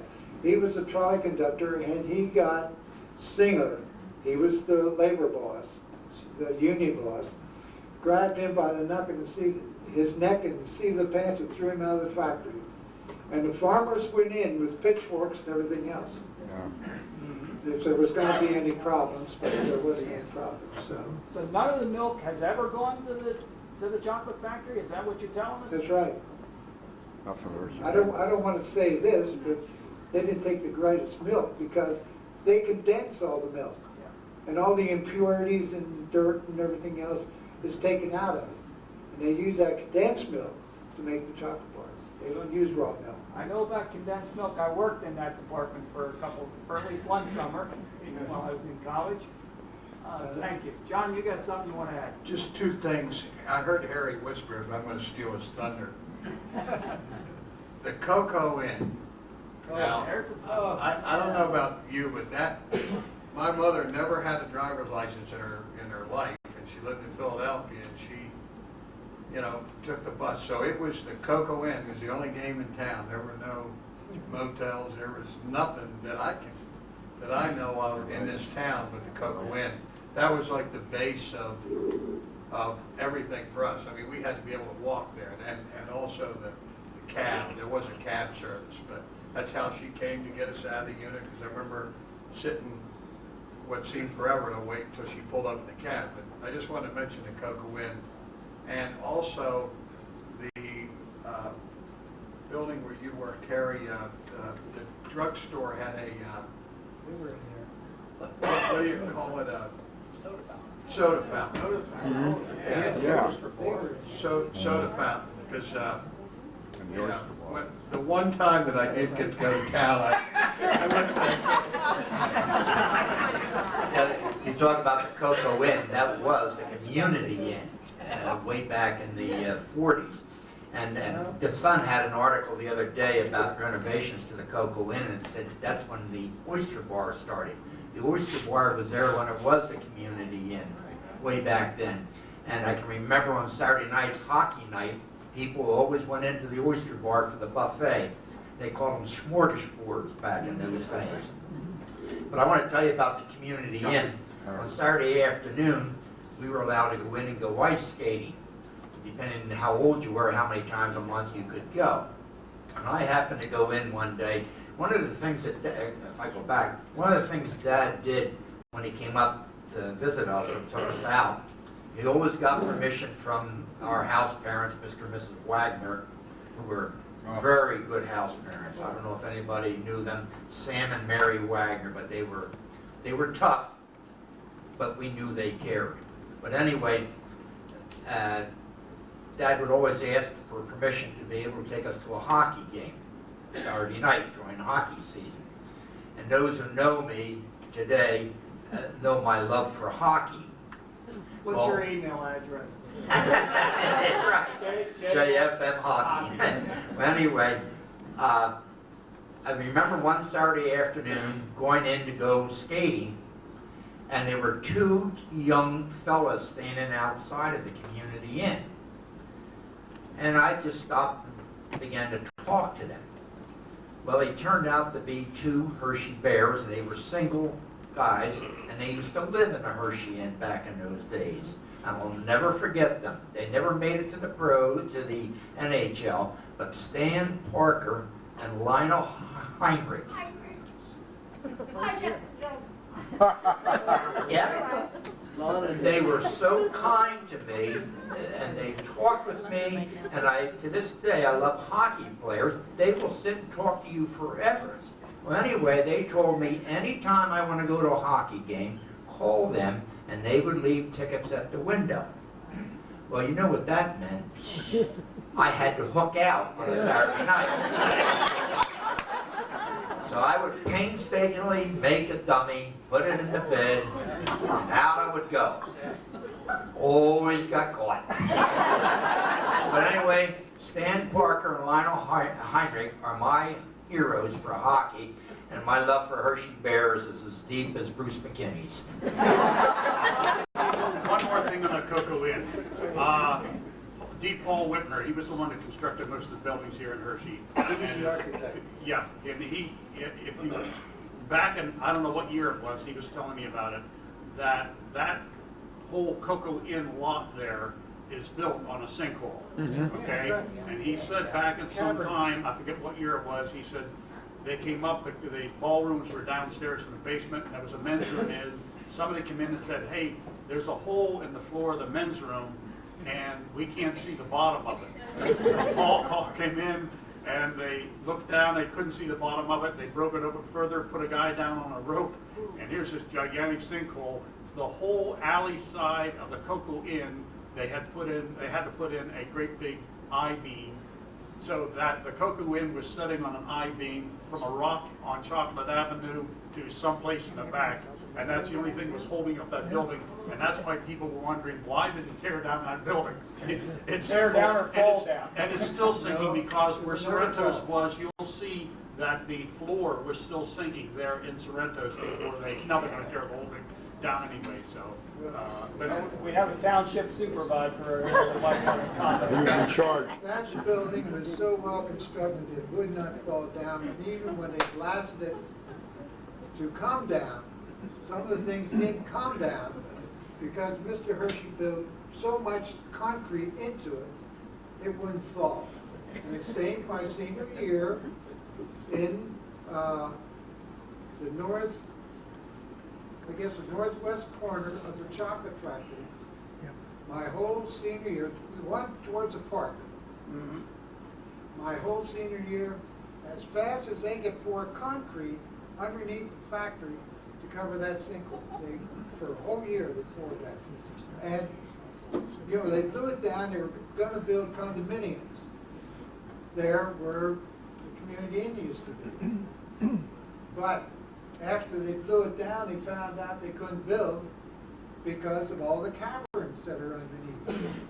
That's why they can't build, and that's why you see this, and that's why you're going to see the new highway go over there, because You're not gonna have the stress of it. And we're gonna lose the highway. Two buildings I remember actually. Memorial Hall, where I went to elementary school, was knocked down and is no longer there.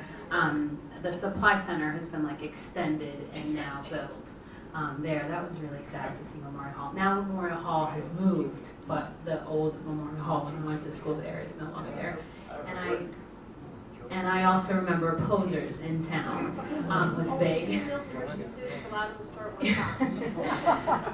I remember Posers really well because my mom didn't have a car at that time, and the house parents would like bring us into town, and we'd walk around and we'd go to Posers and hang out and shop, and she'd get us sodas and stuff. So I remember Posers too. Mary, you want to add your comment so everybody? It was funny, and I'll go by Maureen this time. He's so used to seeing Mary McDonough and I together, and we kind of actually look alike. But I remember going to Posers, and there was this sign, and it said, "Only 2 Milton Hershey students allowed in the store at one time." And I thought, Profiling ahead of its time. right. Apparently, just to look at me, I screamed, "Milt!" And so I remember standing there and thinking, "Oh, you wait, I'm coming back. I'm coming back, and I'm gonna shop. I'm gonna buy whatever I want, because $1.25 does not go far, even in the '80s." So I come back to Posers, and I'm standing there and I'm looking around, and I just left. I just still felt like they could look at me and think, "Oh, she's one of those Milton Hershey School kids." I think, as John said earlier, we all got pretty much what we deserved. In groups of more than 2. I promised that we would have some opportunity for questions. How about questions from the audience? Are there any questions? I got a question. Like Millie. Paul to talk about his experience coming back to Hershey after the war and living in the community building. John, repeat it. I will.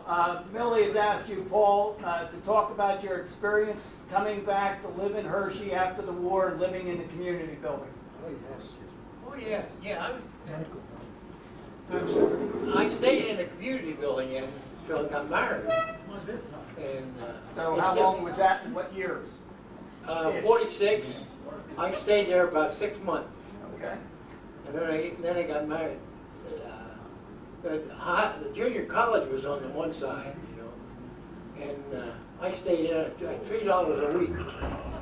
You get your sheets and stuff, you change your own clothes. But We didn't know how to do that. that was great. I lived there a couple summers in the early 70s while I was going to college and came back. And as far as the swimming pool, I don't believe there's anybody in Hershey has more time in that swimming pool than Joe Marotti and I.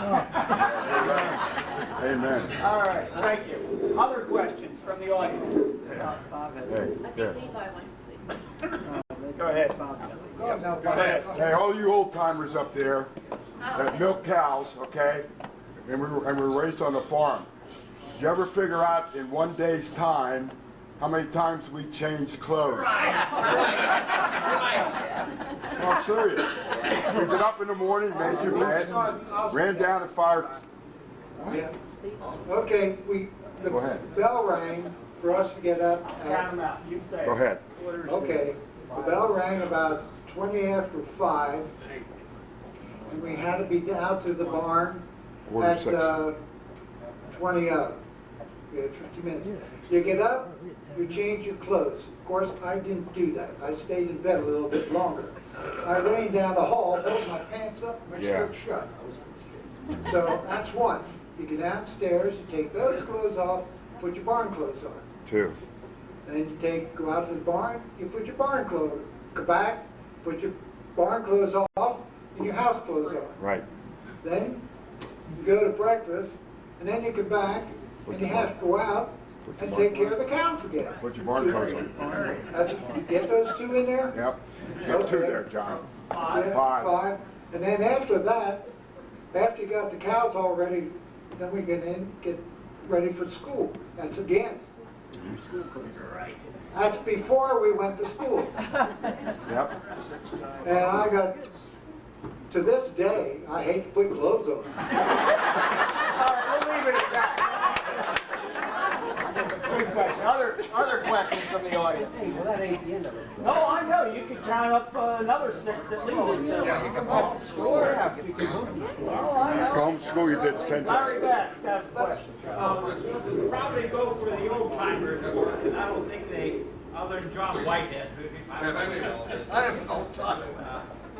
what stories, can anyone tell me when the ruling of wearing a necktie to go to dinner or breakfast or supper in a unit went out? Now, I don't know. Miss Early always told me to get my tie on or won't get lunch at the cafeteria. Well, I don't know. When we didn't wear a tie in the 60s. 50s doesn't remember it. Oh, yeah, we were Until I graduated, we had to wear a necktie. You didn't have to wear a tie to in eat. the dining room for a meal. You did? Yeah, one week we you had wore a one sweater, necktie. the next week you wore We went, you wear a sweater, 1 week. pulled out, put it over our heads, pull it knot up tight, eat dinner. When we come out, slide the knot down, take it off, hang it on the hook. After a few days of that, and all it was a rope. Yeah, I was going to say. But it worked. Mr. Best. well, Jerry talked about buildings a while ago. We got a question here. He can't hear. Hang on. Go ahead, Mr. Best. will they be honest now, and I'm talking about basically the old timers. How many of you have stories that you could tell that your house parent, you did something that your house parents never knew you did? Why does it have to be all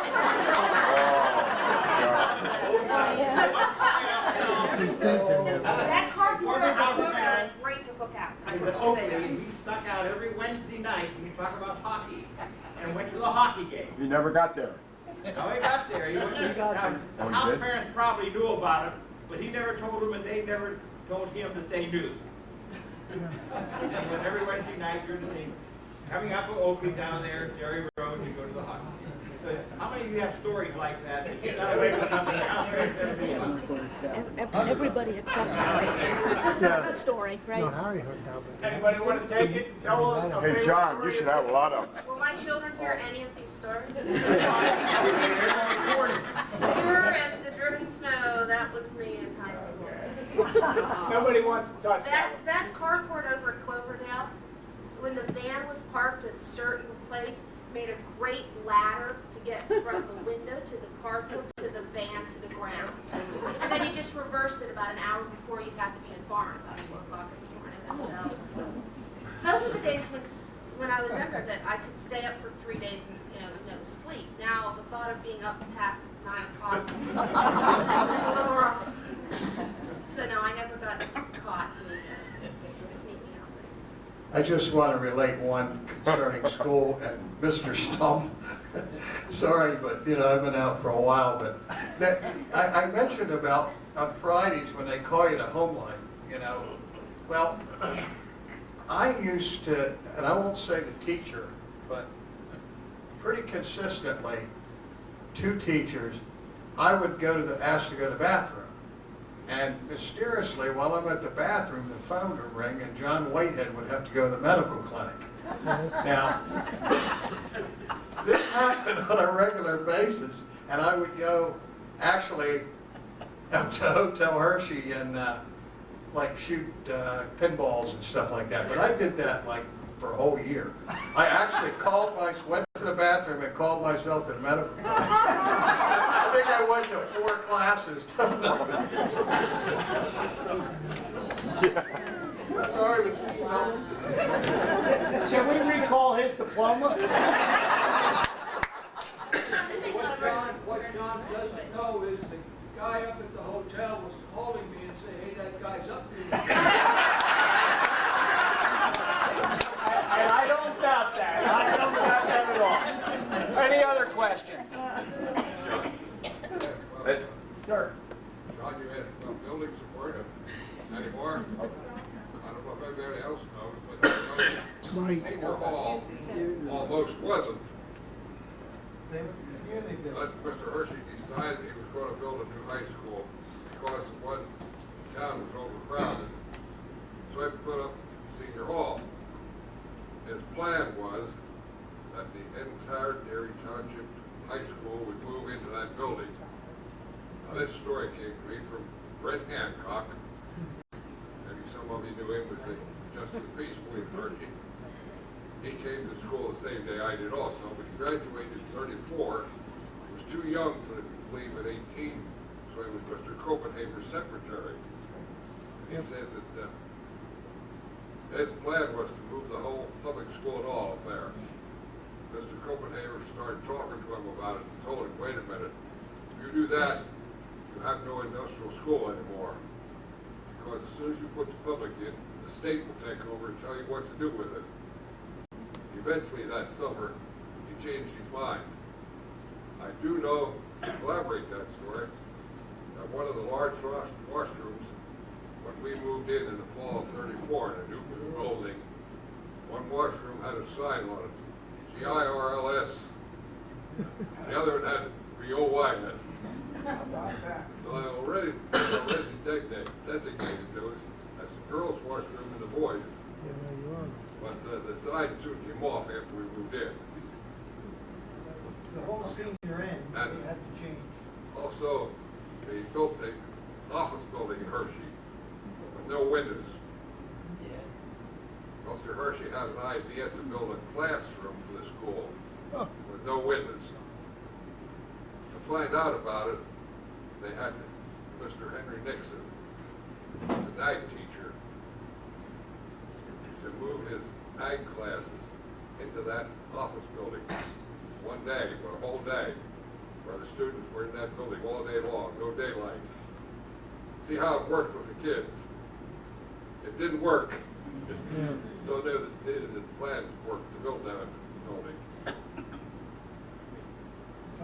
Thank you. We're about out of time, but take one or two more questions. I know Dirk had I've been curious for years because my wife Donna has made fun of me all these years, although I know she secretly appreciates it. But am I the only Milton Hershey grad who still pins her socks together before they put them in the laundry? All right.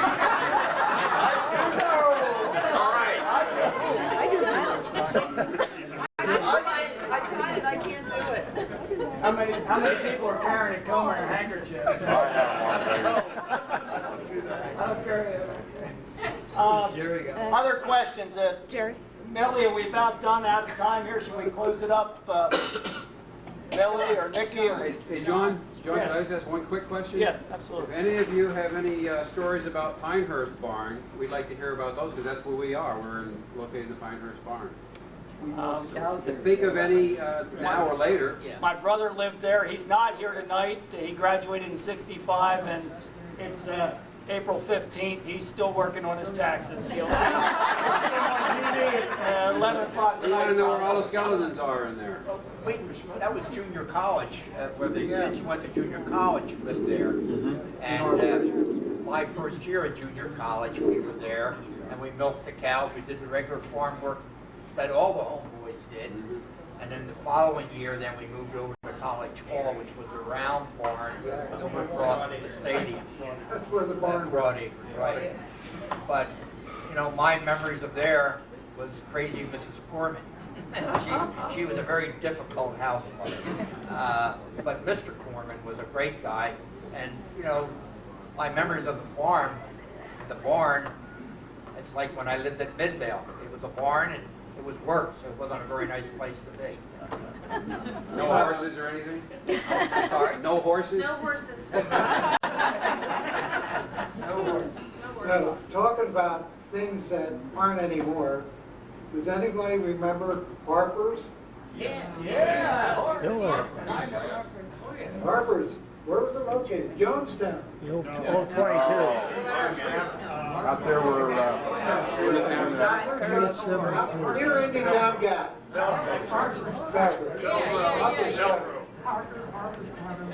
where's Nick Lightner? He was there. I want to ask you one question. Yeah. I want to ask you a question you can't answer. Put that on. We're better off if we had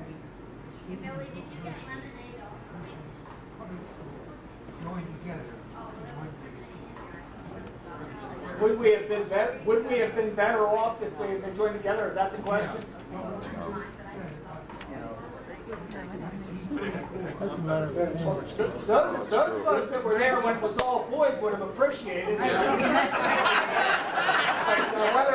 better, it would have been different. I think maybe we'll leave it at that. There's a lot of things that I think I would have liked to have gotten to tonight. The relationship with town people, the junior college, the reasons why most of the panelists, maybe except for one, have stayed in the community and given back to the community. And we didn't even touch on what they've done in the community. There's a lot of very good citizens in front of you here tonight. I thank all of you guys for coming out tonight and listening, and I certainly thank the club.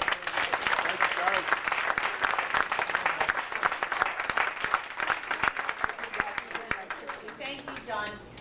Again, big round of applause for all of our panelists for participating in this on behalf of the Historical Society, and for all of you for coming and supporting this wonderful event. I cannot tell you how phenomenal this is to have all of you here sharing your stories. This essentially becomes what we call an oral history, and it is probably the largest, most... Wait, will my children come? Yeah, they absolutely can. They can come check out our archives and library and find this on file. So, again, thank you so much. And as a very small token of our appreciation, because obviously it would be very difficult for us to convey just how grateful we are for your time and for your effort in coming here tonight and sharing your personal stories. We have this Milton Hershey covered block that is one of you. And again, thank you so much. Please stay. We have plenty of refreshments, and panelists, I need group pictures before you leave, so please don't try to get home to bed, because it's my bedtime too. Thank you all. I just want to say, because the panel really appreciates John Hannah-Walton. I think he deserves a round of applause.